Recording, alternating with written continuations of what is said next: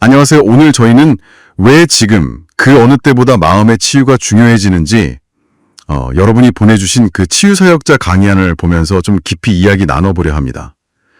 사실 요즘 부쩍 힘들어하는 분들 주변에 많다고 느끼실 텐데요.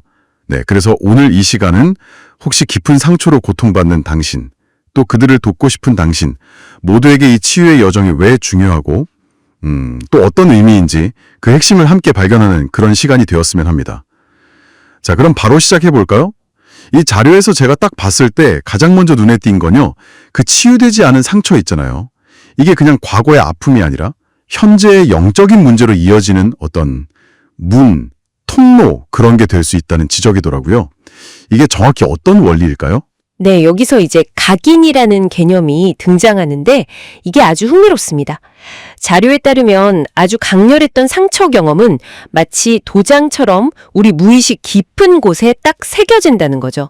이걸 각인이라고 표현해요. 아, 각인, 도장처럼요? 네, 비유하자면 마음에 아주 깊은 홈이 파이는 건데요.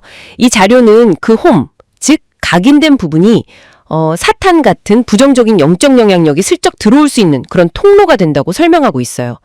예를 들면 성경에 나오는 가인이 아벨에게 느꼈던 그 시기심이나 사울 왕이 다윗에게 품었던 질투심 같은 감정들, 이런 것들이 결국 파괴적인 행동으로 이어졌잖아요.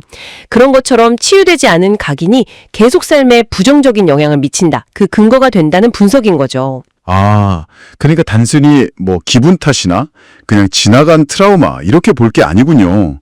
현재 우리의 영적인 상태와 이게 직접적으로 연결될 수 있다는 말씀이시네요. 맞습니다. 네. 자료에서는 근데 이런 문제들이 점점 더 심각해지고 있다고도 하던데요. 네, 맞아요. 현대사회에서 사람들이 느끼는 불안감, 공허함, 아니면 중독 같은 문제들 있잖아요. 이런 게 늘어나는 현상을 이 각인과 연결해서 설명합니다.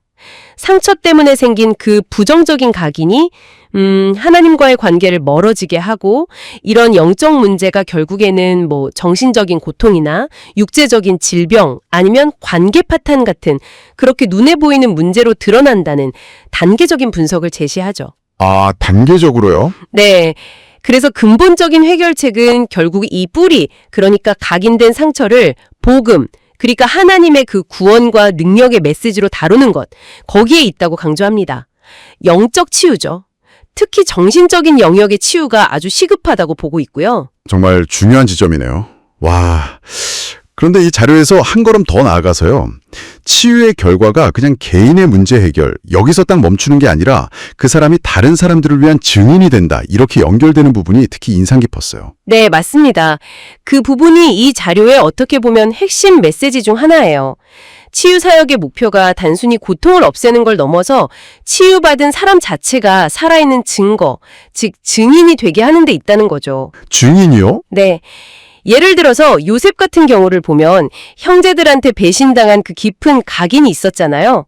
하지만 그 고통과 또 치유의 과정을 통해서 결국에는 수많은 사람들을 살리는 증인의 역할을 감당했죠.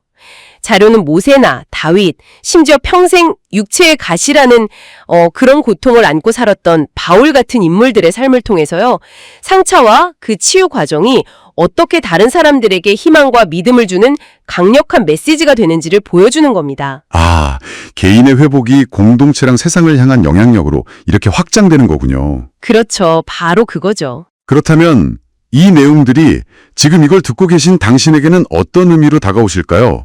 만약 당신이 지금 마음의 어려움을 겪고 있다면 이 자료는 당신의 치유 과정이 단순한 회복을 넘어서 더 큰 의미와 목적을 가질 수 있다고 말해주고 있는 것 같아요. 또 누군가를 돕고 싶은 마음이 있는 분이라면 이 일은 그냥 상담 기술, 이런 차원을 넘어서 깊은 영적 여정이고 또 생명을 살리는 아주 귀한 사명이다. 이걸 강조하고 있는 것이죠. 맞아요. 더 큰 틀에서 보면 이 자료는 치유 사역을 병원 치료나 심리 상담과는 좀 다른 차원, 즉 언약의 여정이라는 하나님의 큰 계획 속에서 이루어지는 영적인 활동으로 규정하고 있어요. 그래서 생명운동, 영혼구원운동 이런 표현까지 쓰면서 그 중심에는 항상 복음과 말씀, 그러니까 이 자료가 근거하는 성경적인 진리가 있어야 한다고 거듭 강조하고 있습니다. 단순히 문제만 해결하는 게 아니라 사람을 온전히 세우는 과정이라는 관점인 거죠. 네. 오늘 저희는 치유사역의 필요성이 왜 점점 더 커지고 있는지, 그리고 그 의미는 또 무엇인지 함께 깊이 살펴봤습니다. 깊은 상처가 어떻게 영적인 통로, 즉 각인이 될 수 있는지, 또 그것이 어떤 과정을 거쳐서 삶의 문제로 드러나는지, 그리고 치유받은 경험이 어떻게 강력한 증인의 삶으로 이어질 수 있는지까지 짚어봤네요. 네.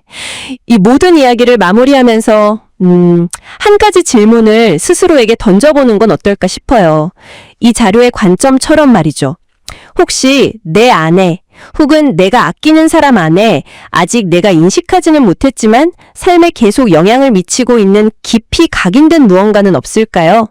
어쩌면 우리가 풀어야 할 가장 중요한 실마리가 바로 그 안에 숨겨져 있을지도 모릅니다. 한번 생각해 보시면 좋겠습니다.